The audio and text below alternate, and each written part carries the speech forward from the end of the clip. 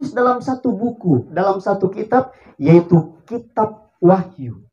Pertanyaannya, apa-apa yang dia lihat dan apa yang dia tulis dalam kitab Wahyu ini?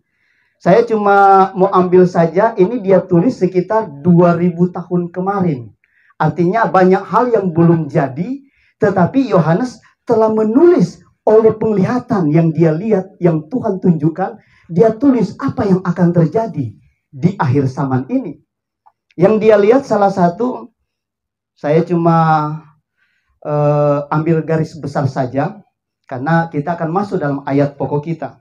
Yang dia lihat, kalau kita lihat Wahyu pasal 1, 2, dan 3, di sana dituliskan Tuhan tunjukkan ada 7 jemaat, ada 7 model jemaat. Dan 7 ini dia lihat, Yohanes melihat sangat jelas, ada yang modelnya iman kuat kepada Tuhan. Ada iman yang modelnya setia, tetap setia, walaupun menderita.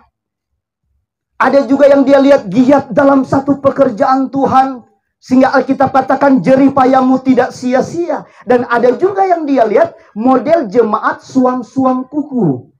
Atau firman Tuhan katakan tidak panas, tidak dingin. Kalau tidak panas, tidak dingin, itu DP nama lau-lau. Jadi Yohanes pun pernah melihat, ada juga jemaat lau-lau. Baku dapa atau berjumpa dengan orang yang tidak setia, alo misa setahun sengsule, atau ibadah 1 tahun 1 kali. Ya lai, suruh. Baku dapa atau berjumpa dengan orang yang setia kepada Tuhan. Wow, jadi setia, kalah malaikat. Bahkan sekalipun ada juga berjumpa dengan sudah jadi jemaat Tuhan, tetapi hidupnya kira apa? Maksudnya begini saja supaya tidak tersinggung. Di kabupaten yang ada di Indonesia ini, orang-orang yang paling rohani adalah orang Sangir.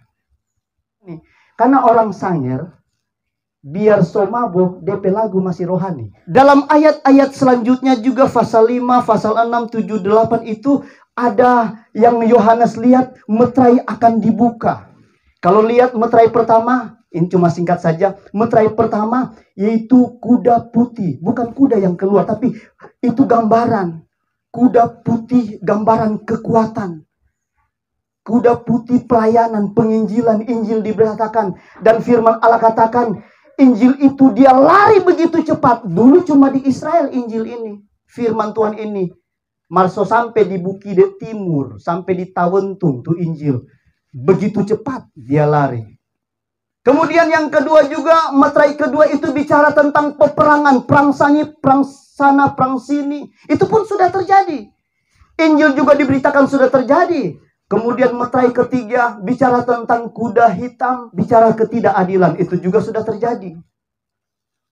Kemudian ada meterai keempat itu bicara kuda ning hijau. Itu bicara tentang kelaparan, bicara tentang wabah sakit penyakit virus-virus. Saya percaya juga corona masuk di situ. Dan yang terjadi, Yohanes lihat itu dulu. Sekarang itu kelaparan sudah terjadi di mana-mana. Virus juga sudah terjadi di mana-mana. Sakit penyakit banyak orang yang mati kata firman Allah. Yohanes lihat itu 2000 tahun lalu. Tapi sekarang kita sudah lihat, sudah digenapi. Terus, saudara yang kekasih, itu meterai yang kelima juga bicara tentang orang-orang yang mati syahid. Orang-orang yang pertahankan Yesus Kristus selalu dibunuh. Itu juga sudah mulai terjadi. Yang keenam, ketujuh itu bicara tentang akhir zaman. Itu nama hari kiamat. Itu belum. Kemudian juga dilihat meterai selanjutnya yaitu tentang orang-orang di hari kiamat itu. Kemudian pasal selanjutnya, pasal 9 itu bicara tentang sangkakala. Itu nanti lagi. Kemudian ayat pokok kita dalam Wahyu pasal 14 ayat 12.